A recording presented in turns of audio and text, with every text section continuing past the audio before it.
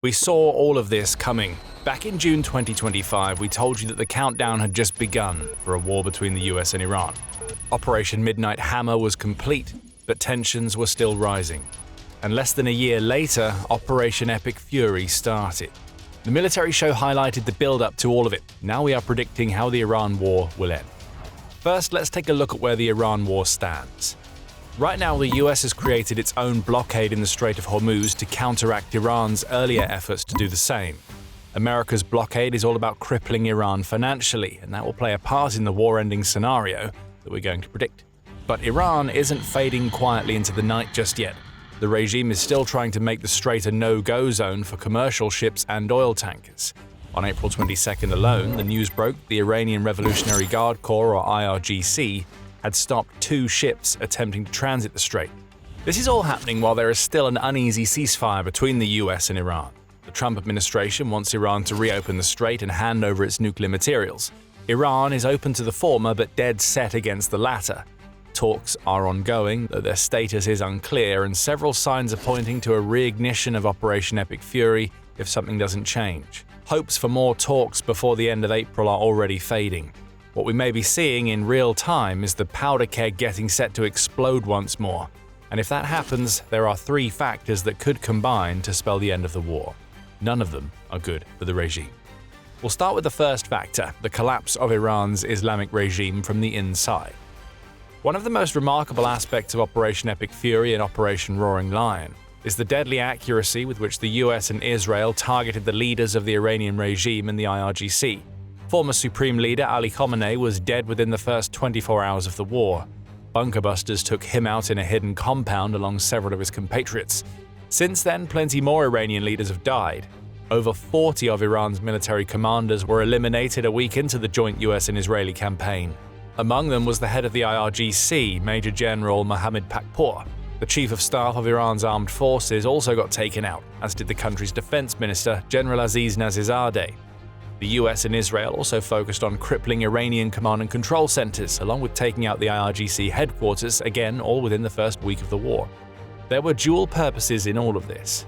Operationally, Iran's response to Operation Epic Fury was dulled by the loss of so many of its political and military leaders. It's hard to organize a response when the people who do the organizing are dead.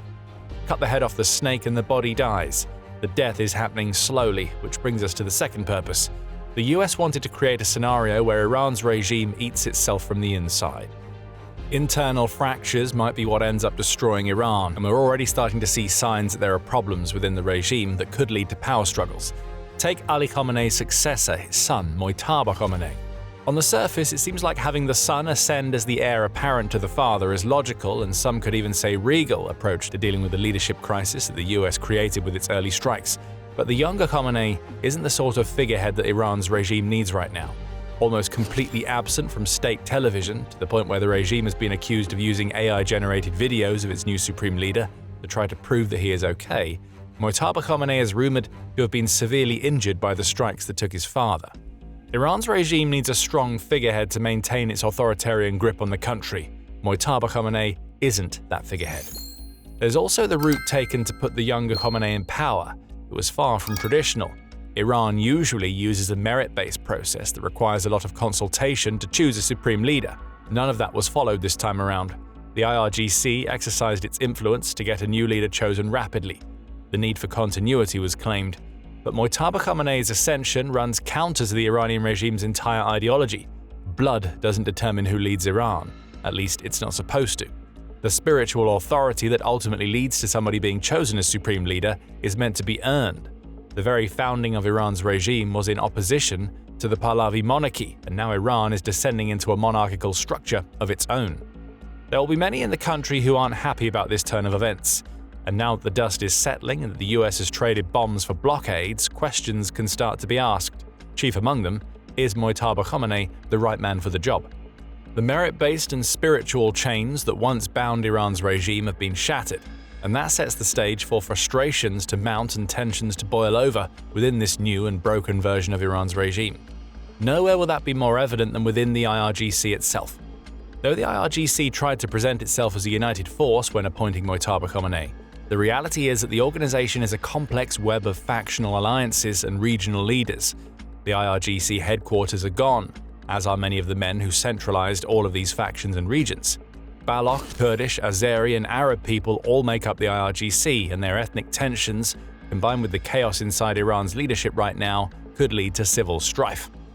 It only takes one powerful and charismatic leader to question Mojtaba Khamenei's ascension. War could result, and not the one that the US has waged. The Iranian authorities already know that this is a danger, as far back as March 5th, as the US and Israel were wrapping up their initial campaign to decapitate the regime's snake. Middle East Eye reported that political and military leaders in Iran were already preparing for the possibility of a civil war. An interesting detail here is that the IRGC and Iran's official army have been given instructions to act independently if communication with Central Command is cut, and both have received broader powers. What if those two military forces decide they have different agendas? Both have also been deployed to Iran's western, southeastern, and southwestern regions, which Middle East Eye says are hotbeds for separatist movements. In particular, Kurdistan could be a problem. Within days of the launch of Operation Epic Fury, a quintet of Iranian Kurdish militias based in Iraqi Kurdistan announced that they had formed a strategic alliance with the goal of toppling Iran's establishment. The pieces for a civil war are falling into place. For the US, that means the end of the Iran war may simply involve sitting back and letting these pieces settle. The regime is weak. The same goes for its new supreme leader, both physically and in terms of his claim to power. The IRGC and Iran's official army are increasingly fractured and seem to be as focused on dealing with regional strife as they are on battling against the US, and just outside Iran, ethnic groups that have been held down by the regime for decades are forming alliances. The hard work may already be done. Now the US may just have to wait for Iran's regime to destroy itself through infighting and civil strife.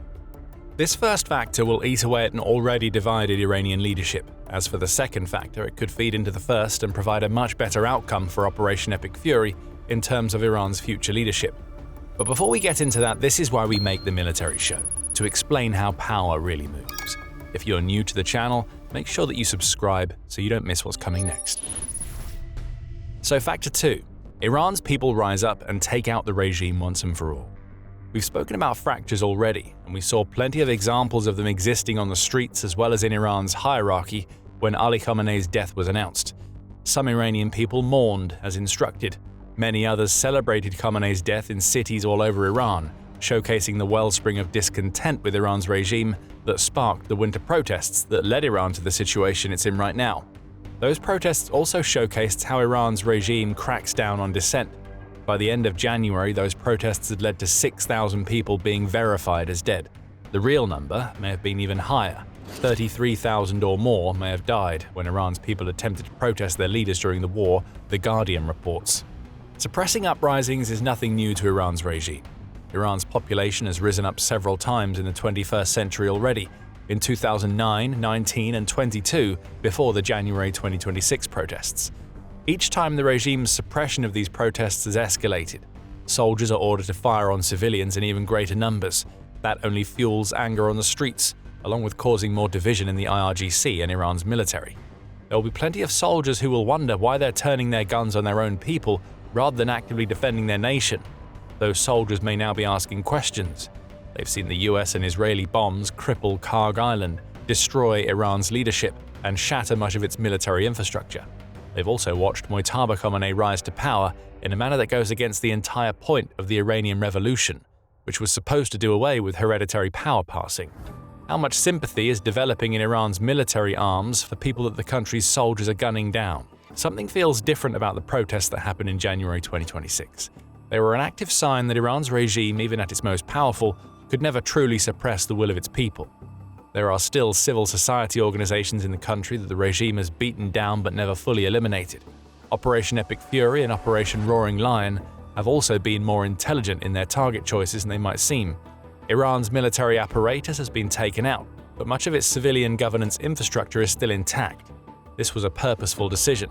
If the infrastructure is still in place, those who might rise up against Iran's regime can transition into power far more smoothly. The Islamic Republic is closer to falling than it has ever been before. That fall may happen due to a combination of the country's people pushing back against it and soldiers choosing not to kill civilians just to protect a leader they didn't ask for. However, the overthrow of Iran's regime won't happen overnight, and it's not something that can be achieved by frustration on the streets alone.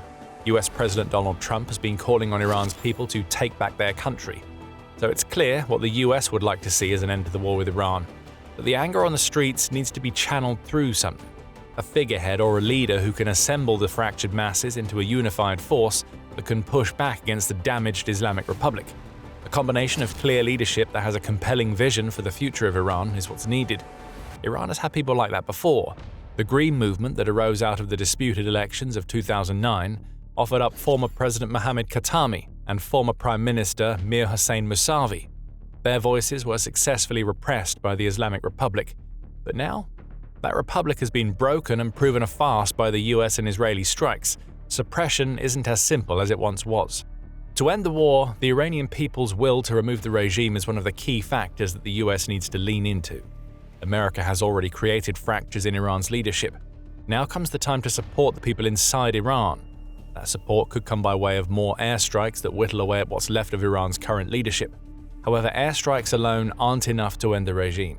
A ground campaign would be needed. The US isn't about to dedicate 500,000 troops that Foreign Affairs claims would be needed to take Iran. But what it could do is lend its military expertise to an Iranian group that rises up against the regime. The US already has thousands of personnel in the Gulf region, including those spread across military bases and the paratroopers and Marine expeditionary units that have arrived as part of Operation Epic Fury. Those ground forces may be used for amphibious assaults against Iran's islands in the Strait of Hormuz, which plays into the third factor we'll be getting to in a moment. However, if Iran's people find a leader and a vision which they can follow, the US may be able to use its ground forces to help. Training and tactical advice will prove invaluable to the people in Iran attempting to organize an uprising, as could the creation of bases inside Iran that are safe from IRGC or Iranian army influence. None of this will be clean. Sleeper networks operating in the West and regional groups inside Iran will cause issues. But what the US has now is an opportunity to involve itself in the planning for a transition away from the current regime. Iran's people could be the most important factor in making that transition a reality. But there is one more factor at play that will influence how the Iran war ends: the Gulf states. If Iran's response to Operation Epic Fury proves anything, it's that Iran isn't as big and bad a bully in the Middle East as it's attempted to present itself for decades. Yes, Iran has been attacking the Gulf states. Missiles and drones have flown. In the United Arab Emirates alone, 2,800 Iranian missiles and drones have struck predominantly civilian targets since the beginning of the war. The situation that the Gulf states always feared is upon them, and as dangerous as Iran's attacks have been, it's perhaps not as bad as those states anticipated. One of the things that this war has done is pull the alliances that the US has with many Gulf states out of the shadows and into the public eye. According to the Atlantic Council, the Gulf states believe that they have been absorbing retaliation for alliances they were never able to discuss fully in public. Now those alliances have reached a turning point. Ambiguity has been thrown out of the windows as Iran has bombed US bases all over the Gulf. Just as the US should lean into preparing Iran's people to take over the regime, it could also lean into the often unspoken alliances with Iran's Gulf enemies to create pressure. This could be the real key. The Gulf states have regional knowledge and resources that the US doesn't have. If a transition is to happen, they need to be at the heart of it. The US needs to involve these states in the planning phases for that transition. By investing in Iran's existing civil societies and constitutional frameworks, the US can work with the Gulf states to ensure that whoever takes over in Iran isn't some military dictator or rampant ideologue. A foe could become a friend if the US plays its cards right and seizes the opportunity to be the foundation on which a more cooperative Gulf region is built. Preparing aid packages and setting out plans for Iran's future needs to happen now. Power vacuums get filled quickly when there isn't a plan in place, and that's the situation that the US needs to prepare for.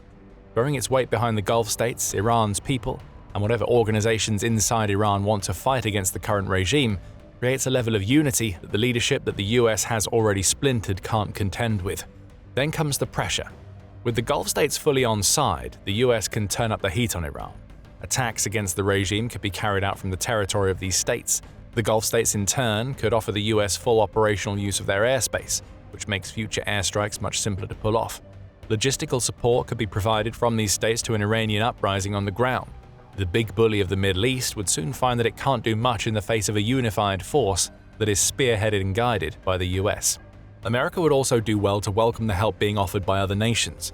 Ukraine is in a position to become a key player. It's already signing decade-long deals with several Gulf nations, which are already benefiting from Ukraine's hard-won drone expertise. Over 200 of Ukraine's drone experts are already operating in the Gulf, and they are actively helping the Gulf states to counter the threat that Iran's Shahid drones pose. That's more pressure placed on Iran's regime.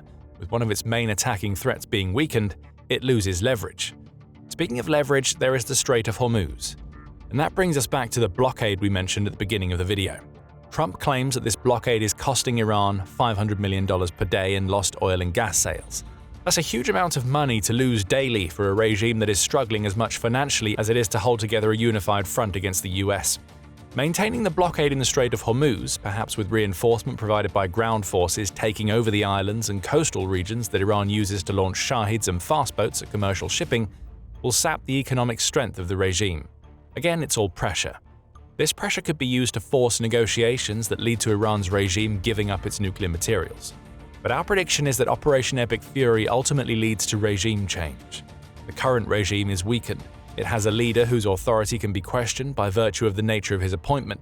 Separatist groups are already forming, and Iran is decentralizing and overpowering its military arms to try to suppress them. On the streets, the people continue to show a stunning will for change that could be focused if the right leader is found and appropriate support is provided. And the Gulf states are waking up to the fact that Iran isn't as dangerous as it has led everybody to believe. The US now has an opportunity to enact real and substantial change. The foundations have been laid, and pressure is already being supplied. But for our prediction to become true, the US has to focus on planning for a post-regime Iran. So that's our prediction for what comes next in the Iran war. Now watch our original video where we predicted everything that has been happening in Iran over the last few months. Something much bigger than most realized was happening in the wake of Operations Rising Lion and Midnight Hammer. Find out what by checking out our video. And if you enjoyed this video, remember to subscribe to The Military Show to see more of our analysis of Operation Epic Fury. And thank you as always for watching.